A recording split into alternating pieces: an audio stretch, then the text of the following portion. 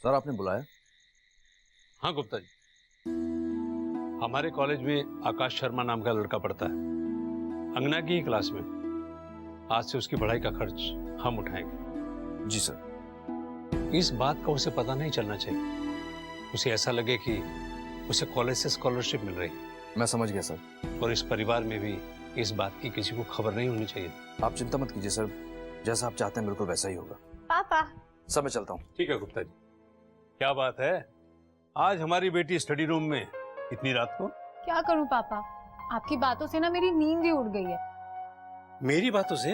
हाँ, क्योंकि जब तक आप मुझे बताएंगे नहीं ना कि वो फरिश्ता टाइप का आदमी कौन था, मुझे नींद नहीं आने वाली। फरिश्तों के नाम नहीं होते हैं बेटा। प्लीज पापा बताइए ना कौन था वो। आई एम सॉरी बेटा, मैं उस फरिश्ते का नाम नहीं बता पाऊंगा, क्योंकि मैंने उससे प्रॉमिस किया है कि उसका नाम किसी को नहीं बताऊंगा। पापा क्या मैं उसे जानती हूँ? शायद हाँ। पापा प्लीज बताइए ना, मैं आपकी सबसे अच्छी बेटी हूँ ना, फिर आप मुझे ही नहीं बताएंगे? ठीक है, मैं तुम्हें क्लू देता हूँ। वो आदमी सदा सच बोलने में विश्वास रखता है। आदमी, इसका मतलब मैं जो सोच रही थी वो सही था। वो फरिश्ता कोई अंकल टाइप का है ना? बस इसके आगे कुछ नहीं। पापा ये कोई क्लू थोड़े ही ना हुआ, हर कोई सच बोलना चाहता है। पर बेटा बहुत कम लोग सचमुच में सदा सच बोलने का साहस कर पाते हैं।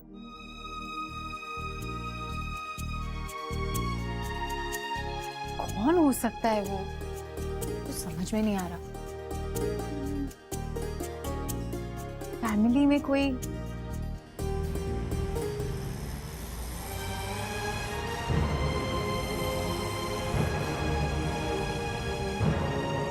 नहीं, फ्रेंड्स में, रिश्तेदारों में से तो कोई नहीं है। हे भगवान, मुझे तो कुछ समझ नहीं आ रहा। ये आप लड़के और इतना याद कर रहा आपको, आपका कोई खास होगा या होगी?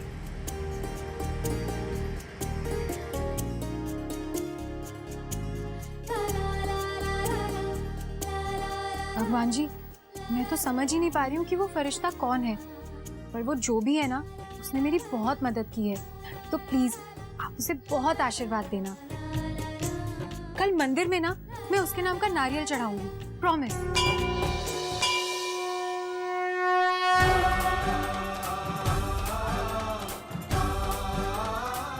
हे भगवान, आज आपकी कृपा से मैं किसी का घर बचा पाया हूँ।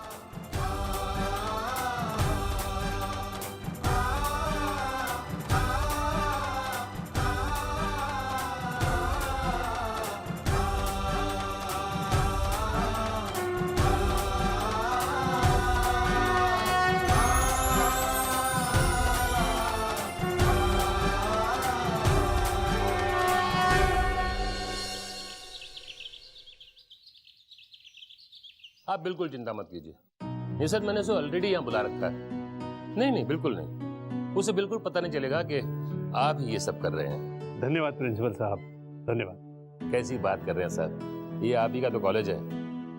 Thank you. मैं कम इन सर? यस कम इन प्रोफेसर, कम इन। पूरे कॉलेज में छान मारने के बाद आखिर में ये मुझे लाइब्रेरी में मिला, किताबों के बीच। मुझसे कोई गलती हुई सर? बहुत बड़ी गलती हुई है जी। लेकिन तुमसे नहीं, हमसे। अरे तुम हमारे कॉलेज के इतने होनहार लड़के हो और हमारा उस तरफ ध्यान ही नहीं गया, इसलिए हमने ये फैसला किया है कि इस महीने से तुम्हारी पढ़ाई लिखाई का खर्च कॉलेज ही उठाएगा। थैंक यू सर, पर हमारे कॉलेज में तो स्कॉलरशिप का कोई प्रोविजन ही नहीं है। नहीं था, पर अब से शुरू हो रहा है और इसकी शुरुआत तुमसे ही हो रही है। थैंक यू सर, पर हमारे कॉलेज में और भी तो कई ब्राइट स्टूडेंट्स हैं। अरे कमाल है, कैसे स्टूडेंट हो तुम? स्कॉलरशिप मिल रही है और तुम प्रिंसिपल सर से सवाल पे सवाल किए जा रहे हो। Sorry sir. कोई बात नहीं आकाश, आई नो तुम बहुत ही स्वाभिमानी लड़के हो, पर यह फैसला मेरे अकेले का नहीं है, हम सबका है। So relax my son, relax. Okay sir, thank you.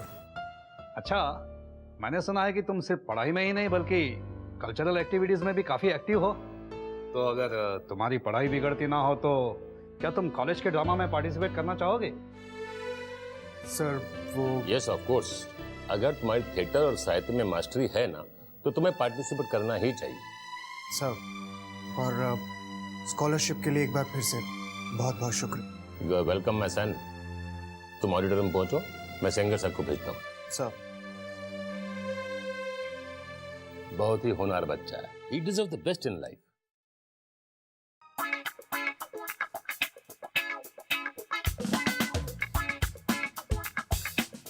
यार ये प्ले के ऑडिशंस कहाँ चल रहे हैं? वो सामने देखो। Are you waiting for me? हमारा नाम देवा आनंद है। I love you baby। रोज जैसी लड़की के लिए इतना बुरा भी नहीं है। जो कोई भी लड़का सबसे अच्छी तरीके से उसे डेट के लिए प्रपोज करेगा, उसे ही इस प्ले का लीड रोल मिलेगा। और मैं ऑडिशन के लिए आया हूँ, ऑडिशन के लिए। आप सही जगह आए हो, सही जगह आए हो। तुम दोनों में से बेबी कौन है? नेक्स्ट लाइंस ऐसी बोलो जो दिल को छुए। मैम सॉरी, मैं मजाक कर रहा था। आप मेरे साथ डिनर पे चलेंगे? अरे भगवान।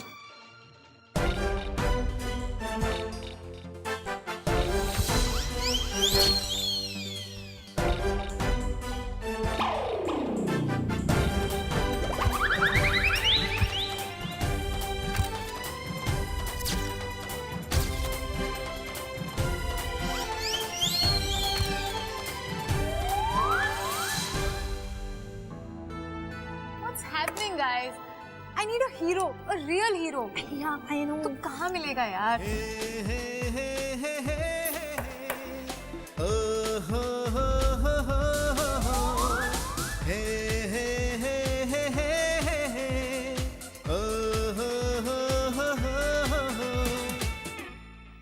तुम यहाँ ऑडिशन के लिए आए हो? तुम्हारे हाथ में तो लाल गुलाब होना चाहिए था ना? Don't you know? लड़कियों को फूल बहुत पसंद है। आई नो कि फूल्स को फूल बहुत अच्छे लगते हैं, लेकिन मैंने सोचा कि मैं आपके लिए कुछ खास लेके चलता हूँ। Just a second.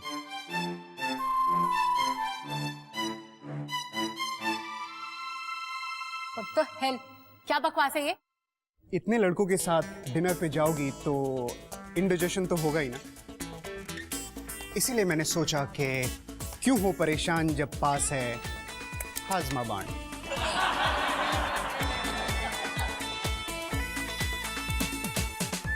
दोस्तों, जब यहाँ सचमुच के ऑडिशन शुरू हो जाएं, तब आप मुझे बुलाइएगा, मैं आपकी मदद के लिए हाजिर हो जाऊंगा।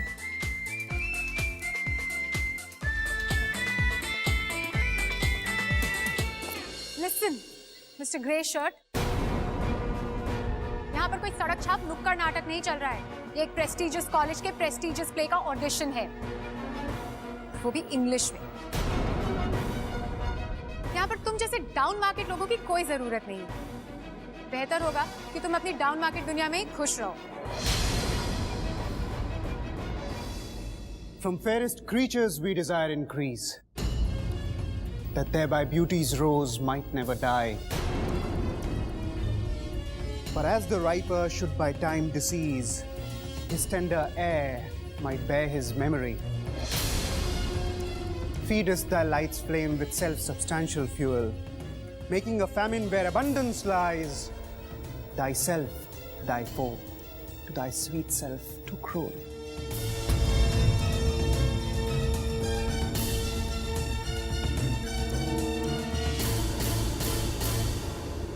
ऐसे क्या देख रही हैं आप मुझे? ओह, आई एम सो सॉरी। ये अंग्रेजी आपकी सो कॉल्ड अप मार्केट दुनिया की अंग्रेजी नहीं है, जहां सिर्फ ओ ये, ओ राइट, ओश जैसे शब्दों के प्रयोग को ही कूल समझा जाता है। मैं आपको बता दूं कि ये सोनेट दरअसल आपके हिसाब से एक बड़े ही अनुकूल से प्लेराइट का लिखा हुआ है, जिनका नाम है शेक्सपियर। वो कहते हैं कि कभी भी अपनी दौलत और अपनी खूबसूरती के गुरूर में इतना मत खो जाओ कि दोबारा कभी किसी की मदद करने के लायक ही ना बचो। और अगर ऐसा होता है तो आपकी यही खूबियां एक दिन आप ही की दुश्मन बन जाएंगी। अगर आप भूल गई हैं तो फिर से जाकर क्लास 12th की इंग्लिश टेक्स्ट बुक जरूर पढ़िएगा। और अगर शेक्सपियर की बाकी किताबों के बारे में आपको थोड़ा ज्ञान चाहिए तो आप कभी भी इस डाउन मार्केट इंसान के पास आ सकती हैं। मैं हमेशा आपकी मदद के लिए तैयार रहूंगा, मिस राजा।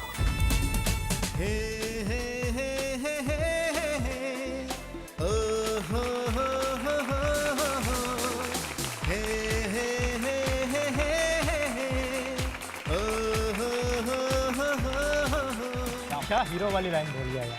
सही बोल रहे हैं। मेरे ख्याल से इस साल के प्ले का हीरो इसे ही बनना चाहिए। बहुत बनता है यार इसका।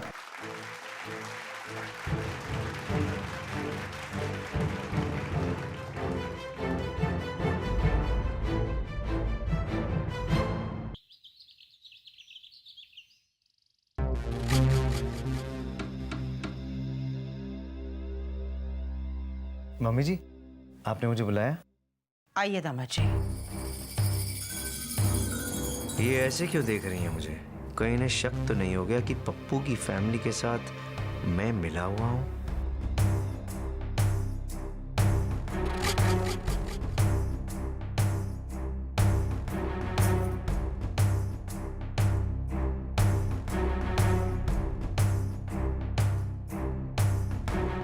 बैठिए दामाद जी।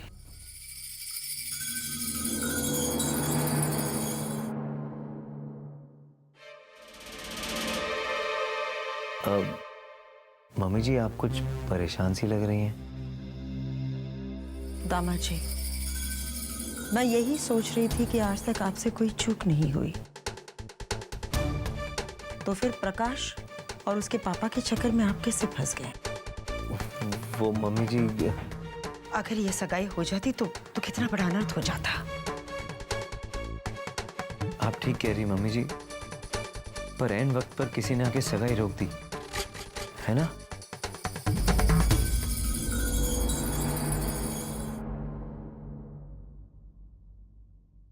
हाँ, पर मैं समझ नहीं पा रही हूँ वो आखिर था कौन। इसका मतलब मम्मी जी को भी नहीं पता वो फरिश्ता कौन है। वो जो आपके बाद इस घर का सबसे ज्यादा भला चाहता है, वो जो आप सबके पीछे मगर कोई उसे पहचान नहीं पाता, वही जिसका रिश्ता इस घर से खून का नहीं है, दिल का है। दामाद जी, कहीं वो फरिश्ता आप तो नहीं?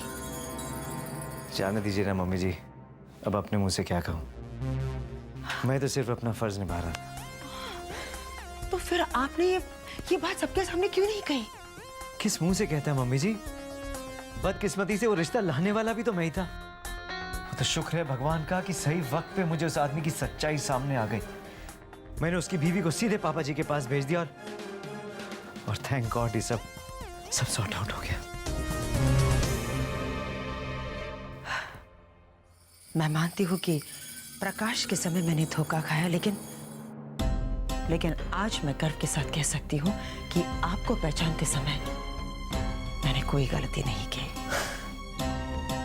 मम्मी जी, आप तो बेबी, जाओ जाके बोल दो। चलो, इतनी बड़ी बात मैं मम्मी जी के सामने नहीं बोल सकता। प्लीज तुम बोल दो ना, प्लीज। नहीं, तुम ही बोलो। जाओ। क्या बात है दामाद जी, आप दोनों कुछ कहना चाहते हैं क्या? हाँ मम्मी जी, वो सुंदर बाबू आपको एक बहुत इम्पोर्टेंट सच बताना चाहते हैं। कैसा सच? मम्मी जी, आप सोच रही होंगी ना कि वो फरिश्ता कौन था जिसने अंगना की जिंदगी बर्बाद होने से बचा ली, जिसे इस घर की सबसे ज्यादा चिंता है, फिक्र है। तो मम्मी जी, वो कोई और नहीं, आपका वक्त सुंदर है।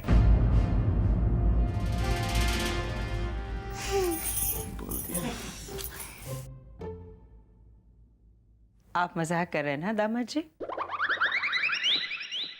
आप वो फरिश्ता कैसे हो सकते हैं? अभी मुझे पता चला है कि वो कोई और नहीं, प्रताप बाबू हैं।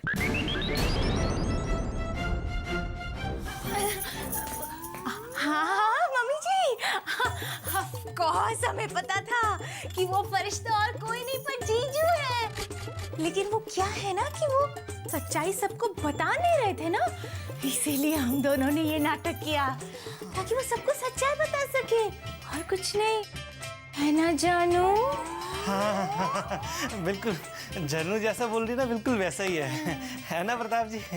बधाई हो।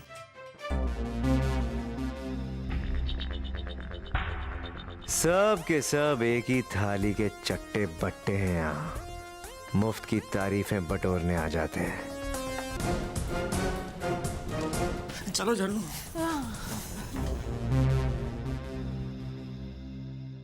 पर समझ में ये नहीं आ रहा है कि आखिर वो असली फरिश्ता है कौन, जो मेरा खेल भी बिगाड़ गया और तारीफ लेने सामने भी नहीं आ रहा है। नहीं यार, इसमें भी कुछ नहीं है। इसमें देख।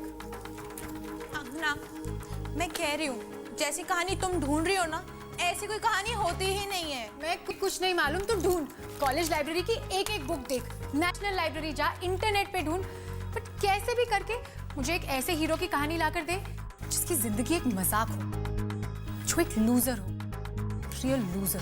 पर अंगना, कोई लूजर कहानी का हीरो कैसे हो सकता है यार? मुझे कुछ नहीं मालूम, तुम बस मुझे ऐसे हीरो की कहानी लाकर दो ना यार। डाउन मार्केट लड़के ने कॉलेज में सबके सामने मेरा मजाक उड़ाया, पूरा कॉलेज उसे हीरो बनाना चाहता है ना। मैं भी देखती हूँ कितना बड़ा हीरो है वो। देखो अंगना, मुझे लगता है ये ना बहुत ही बकवास आइडिया है। अंगना, उस आकाश को नीचा दिखाने के लिए तुम कॉलेज का प्ले क्यों खराब कर रही हो यार? खराब होके मैं उस बदतमीज ग्रे शर्ट की तारीफ नहीं सुन सकती, खासकर अपने दोस्तों के मुंह से, समझे तुम?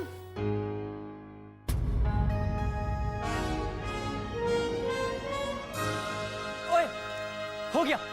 क्या हो गया? अपना काम हो गया अंगना। ये देखो, काशीनाथ बाय शरद चंद्र चट्टोपाध्याय, एक घर जमाई की कहानी, जिसकी पूरी कहानी में बार बार उसकी बेइज्जती ही होती रहती है। तूने उस डाउन मार्केट लड़के से ये रोल करवा लिया तो बस अपनी तो बल्ले बल्ले हो जाएगी। हाँ ना, विकी सही कह रहा है। उस डाउन मार्केट लड़के से बदला लेने का इससे अच्छा मौका हमें नहीं मिलेगा। देखना, ये एक नाटक उसकी सारी नौटंकियों पे भारी पड़ेगा।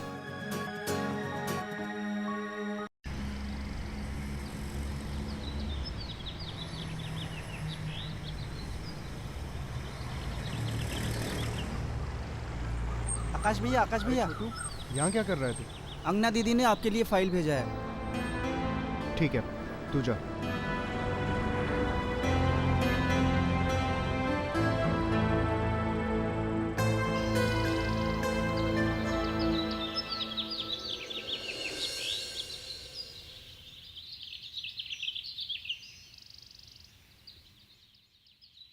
कल्याणी,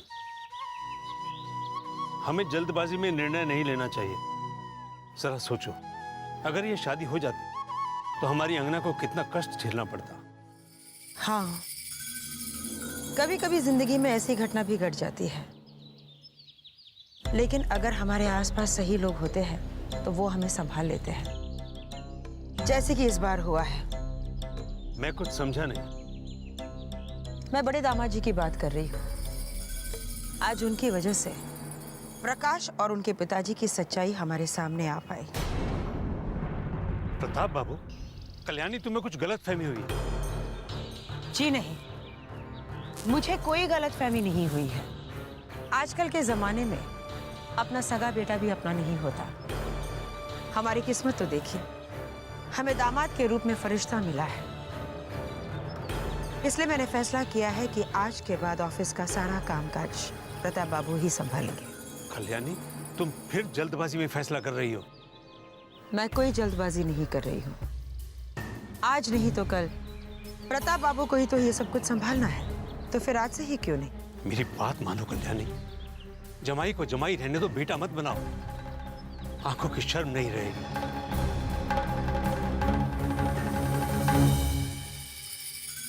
अपनों से शर्म होनी भी नहीं चाहिए। मैंने ये फैसला ले लिया है और कल्याणी देवी फैसला लेने के बाद दोबारा नहीं सोचती। आप इसके बारे में अच्छी तरह से जानते हैं, इसलिए आगे बहस करना बेकार है।